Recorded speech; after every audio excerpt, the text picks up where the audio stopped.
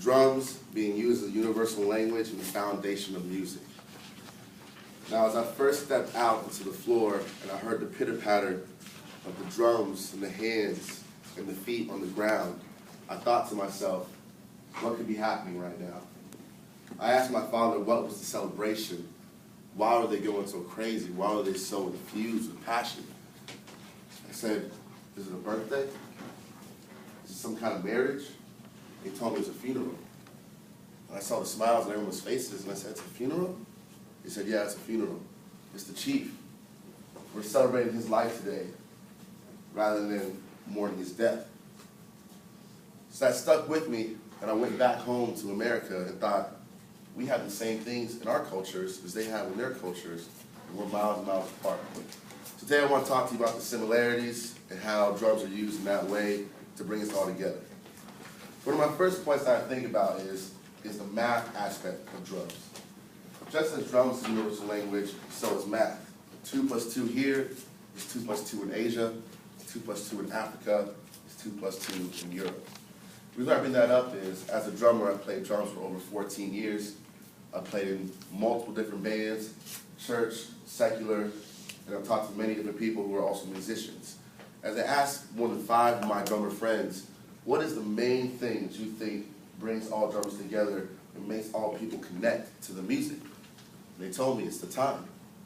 If you don't have time, you're not a good drummer. The problem is that if you don't take the time and the math together, where 1, 2, 1, 2, 1, 2, 1, 2, 3, 1, 2, 3, 1, 2, 3, 1, 2, 3. If you can't do that the same way you do it over here in America, as you do it in South America, as you do it in Europe, the disconnection comes. But once you find that way to become that similar, or have that similarity with everybody else, you become that special kind of person where you can play music with anybody. My second point I wanted to bring up here today is that drums drive the foundation and create the rhythm for music.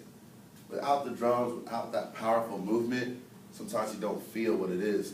The reason why I bring that back up right now is this. When I was in Africa, when I was listening to the people show their love for this chief that passed away, they didn't speak with their mouths.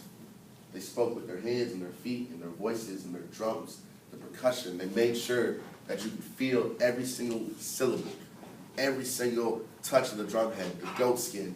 You'd feel it resonating in your soul. When you go to a funeral these days, especially if you go to a church where they're kind of rowdy, like to have a good time, even when that person passes away, they celebrate that death. You hear the drums, you hear the voices singing, because that person is there with you, the same way as in Africa. So I want to leave you with this one note, because everyone thinks, how can you be a drummer? What can you do? What can you do to make yourself better? And I tell everyone, it's simple. We all have the rhythm inside of us. When you clap your hands,